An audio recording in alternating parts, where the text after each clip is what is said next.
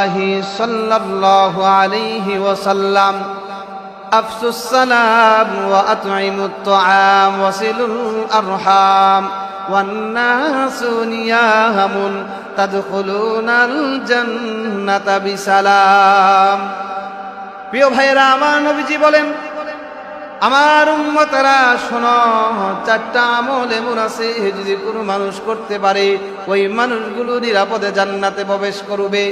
আমার আপনার নবী বলেন, প্রথম নাম্বার হলো আফসুস সালাম, বেশি বেশি সালামের প্রচলন ঘটানো, বেশি বেশি সালাম দেওয়া। বাবা তার সন্তানকে সালাম দিবে, সন্তান তার বাবাকে সালাম দিবে, স্বামী তার স্ত্রীকে সালাম দিবে, স্ত্রী তার স্বামীকে সালাম দিবে, বন্ধু তার বন্ধুকে সালাম দিবে। নবীজি বলেন, আফসুস সালাম, তোমরা সালামের বেশি বেশি প্রচলন ঘটাও। দুই নাম্বার হলো আতঈমুত তাআম, অসহায় লোকদেরকে তোমরা খাবার খাওয়াও। ওয়াসিলুল আরহাম, আর তোমরা আত্মীয় স্বজনের সাথে সুসম্পর্ক রাখো। আজকে আমাদের সমাজে দেখা যায় আত্মীয় স্বজনের সাথে আমাদের সুসম্পর্ক নাই।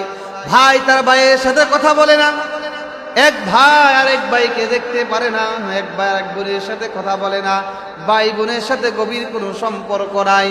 আমার আপনার নবী বলেন, ওয়াসিলুল আরহাম, আত্মীয় স্বজনের সাথে সুসম্পর্ক রাখো।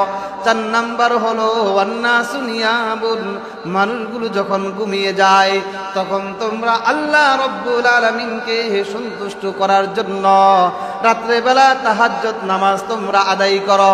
আমার আপনার নবী বলেন, এই চারটা আমল, মানুষকে বেশি বেশি সালাম দেওয়া, অসহায় লোকদেরকে খাবার খাওয়ানো, আত্মীয় স্বজনের সাথে সুসম্পর্ক রাখা এবং রাত্রেবেলা তাহাজ্জুদ নামাজ আদায় করা।